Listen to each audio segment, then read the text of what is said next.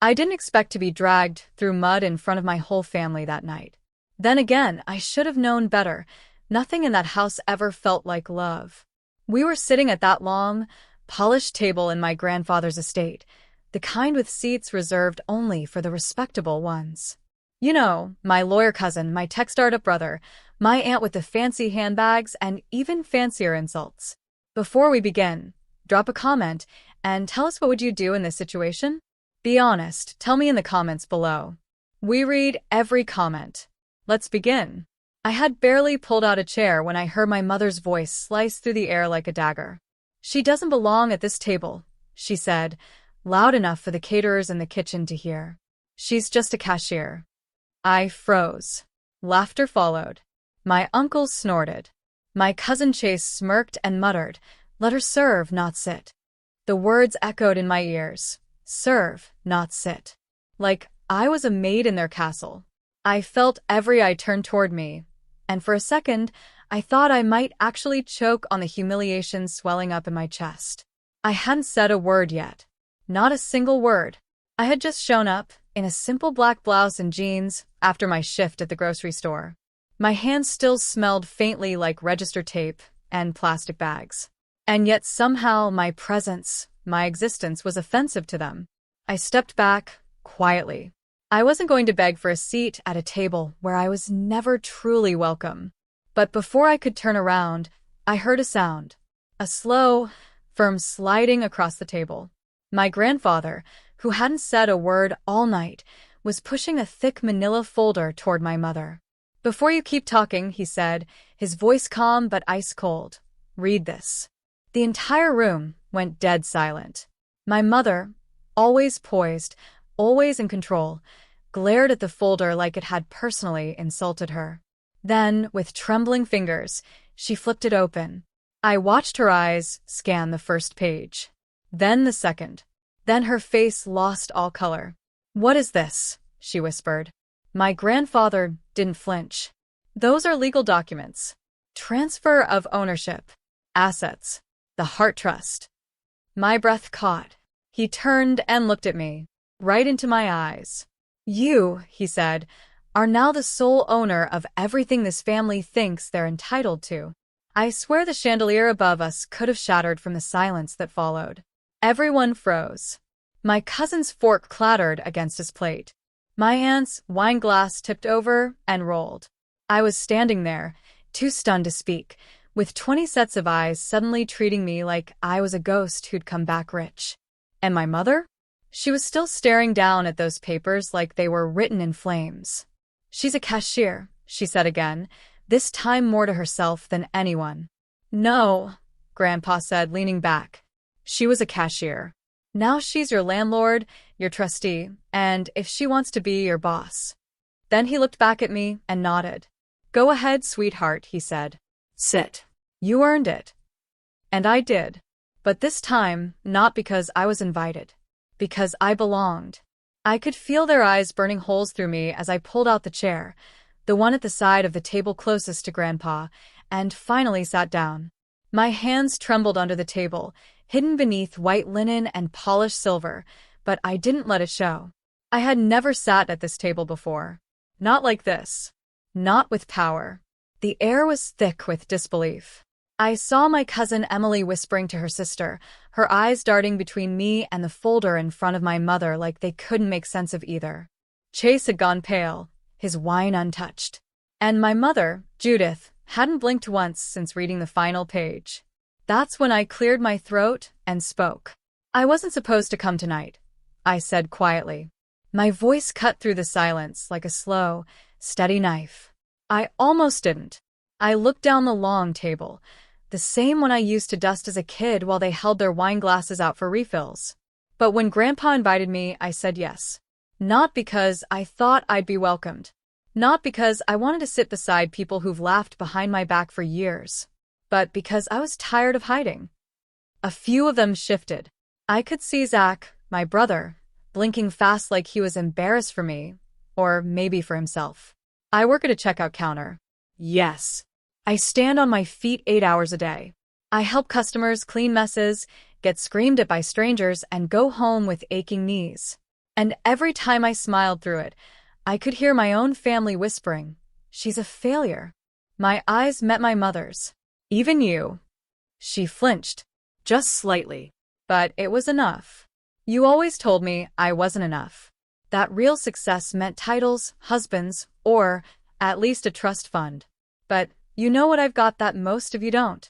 I leaned forward. Self-respect. And the will to fight for it. Grandpa chuckled beside me, softly, but loud enough to be heard. Judith finally found her voice. This is ridiculous.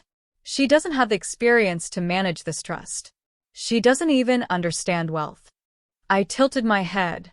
"And yet, I've survived with nothing." "That's more than can be said for half the people at this table if Grandpa cut you off tomorrow."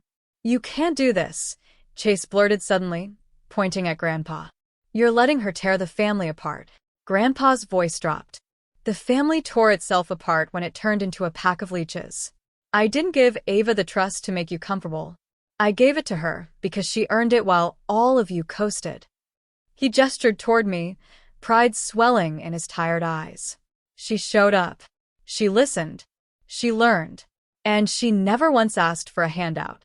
There was a long silence.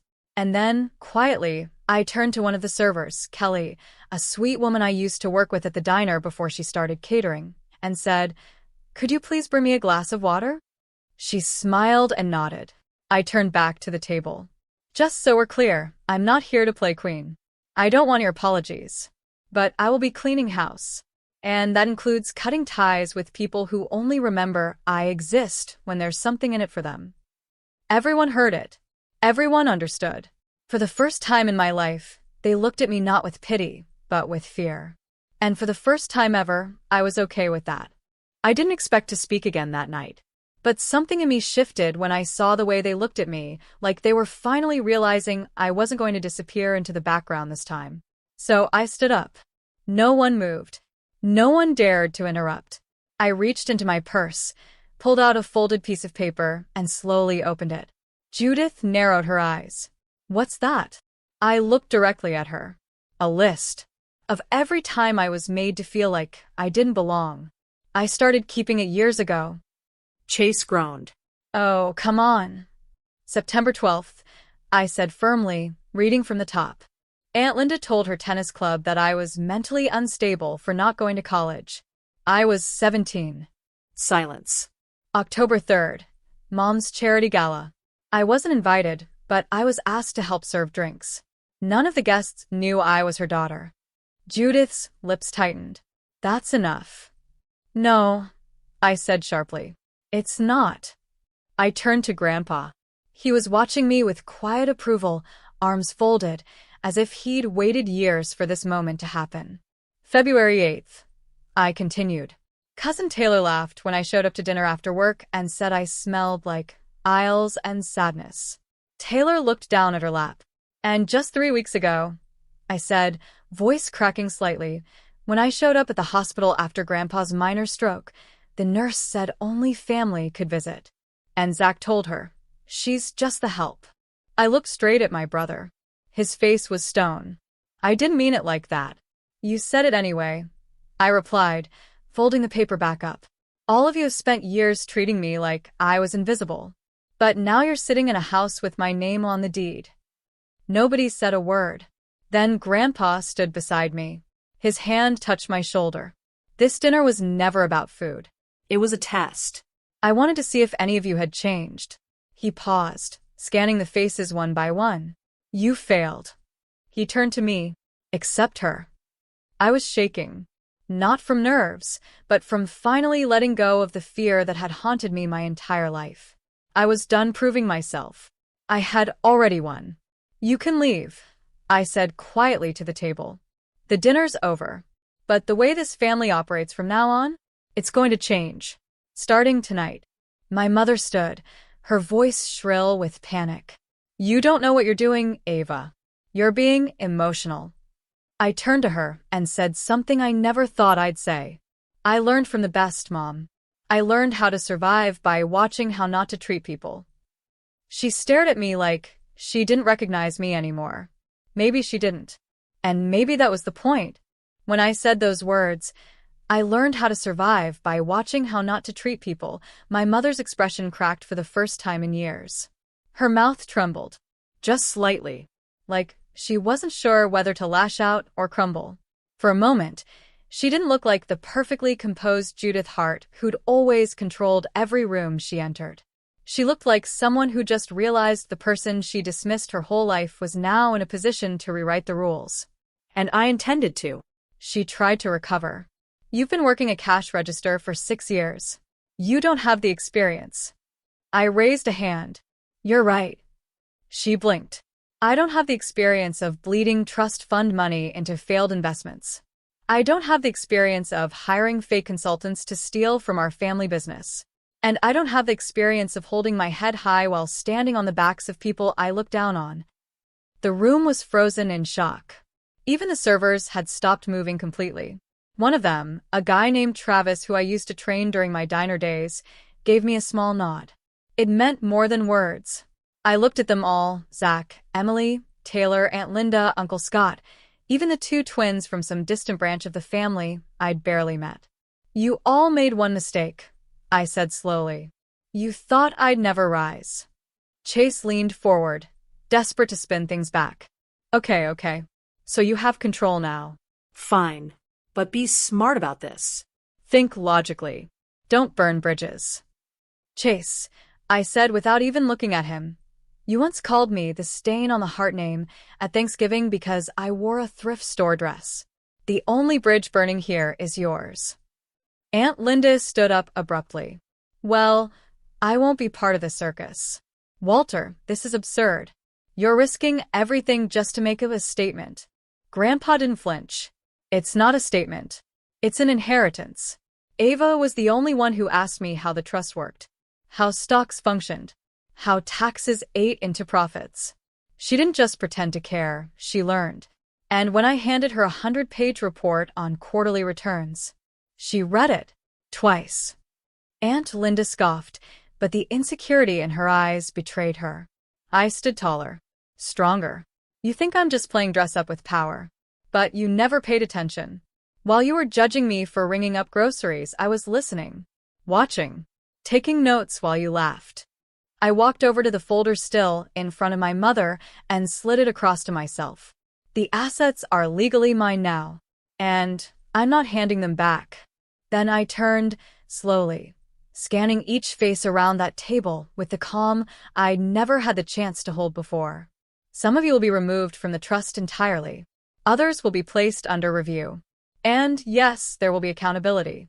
No more credit cards on the family account. No more spa retreats paid by Grandpa's investments. And no more fake titles at Hart Industries. You either earn your seat at this table or you lose it. You could hear hearts beating across the room. My mother, still seated, still stunned, finally whispered, "You're ruining everything." I stepped closer. No, Mom. I'm rebuilding what you broke. Her mouth opened again, maybe to argue, but I was already walking past her. I stopped at Grandpa's side, gently touching his shoulder. Thank you for trusting me. He looked up with tears in his eyes. No, Ava. Thank you for becoming the woman this family needed but never deserved. The weight of it hit me hard. For years, I'd begged for their respect. Now I no longer needed it. I didn't sleep that night. Not out of regret. No, there was none of that. But because everything that had built up inside me for 26 years finally erupted in a single dinner that left my entire family silent and stunned. I lay in bed at the guest suite of Grandpa's estate. No longer a guest, really, but still trying to wrap my head around what it all meant. At 3:17 a.m., I got up, walked barefoot into the study, and sat in the same leather chair Grandpa had used for decades. The folder still sat there, open, Real. and so was the power. It was strange. All my life, I believed power came from noise, being loud, important, dominant. But I'd been wrong. Real power was clarity. And right now, for the first time in my life, I had it. By morning, word had already spread. Zach texted me a pathetic half-apology. Didn't know it'd go down like that. Let's talk. Aunt Linda emailed a cold message wrapped in fake warmth. Perhaps we should meet privately, clear the air. Even Chase, who once sneered that I was just the help, sent me a voice note trying to act like we'd always been close. I didn't reply to any of them. Instead, I asked the housekeeper, someone they always ignored, to make extra breakfast for the entire kitchen staff. I sat down with them that morning, not at the dining hall where they used to force me to serve, but in the back, at the same cracked round table where laughter was genuine and kindness didn't come with strings. "Is this real?" Kelly asked between bites. "You're in charge now." I nodded, slowly. Yeah. "It's real." She laughed. "Guess that means you can fire the rude ones?" "Not yet," I said. "But soon. Because power without change is just decoration." I wasn't going to be the kind of leader who wore a title and became another version of them. I had a responsibility now, one that stretched further than family. At noon, I held the first trust meeting with the estate's attorney, Mr. Lanford. Gray-haired, quiet, professional. He'd been Grandpa's right-hand man for years. He opened his leather briefcase and looked at me over his glasses. Ready, more than ever. We went through assets, pending distributions, and most importantly, control rights. Every signature I'd need to change the structure, revoke unnecessary payouts, and reallocate funding to better causes was already lined up. Grandpa had prepared for this long before that dinner. As we finished reviewing, he gave me a final folder with typed-up changes ready to file. Termination of unnecessary board seats, freezing of certain allowances, and a newly established educational grant, one I requested on the spot for underprivileged girls in our town. It wasn't revenge. It was justice. That evening, the family was summoned back. Some resisted. Most came. I stood at the front of the grand hall, same room where I used to vacuum carpets and polish silverware, and faced them not as a servant or outsider, but as the head of the Hart Family Trust. "Let me make something clear," I began. "This isn't about revenge. I'm not interested in playing dictator. I let the silence carry. But this legacy, this estate, these assets, they're not going to continue being a prize for the cruel and entitled. I won't allow it." Taylor crossed her arms, rolling her eyes. "So, what? You're better than all of us now." "No," I said. "I just became everything you tried to stop me from becoming." Judith stood in the corner, arms folded, silent. I hadn't looked at her until now. When Dad died, I said to her, "You told me, get over it. Life keeps moving. And when I lost my scholarship and started bagging groceries, you said I was throwing my life away." Her lip quivered. She tried to hold her composure. Failed. "But every time you called me a disappointment," I continued, "you taught me how to live without your approval. And that was the greatest gift you ever gave me." I turned to the group. "Some of you will be offered a chance to stay, to earn your place. Others won't. The days of handouts are over." Then, stepping away from the podium, I finished with one final line. "I'm not here to prove anything anymore. I am the table now." And with that, I walked out of the room, not with applause, not with praise, but with something much rarer, silence from the people who had never once stopped to listen. And for the first time in my life, they finally did.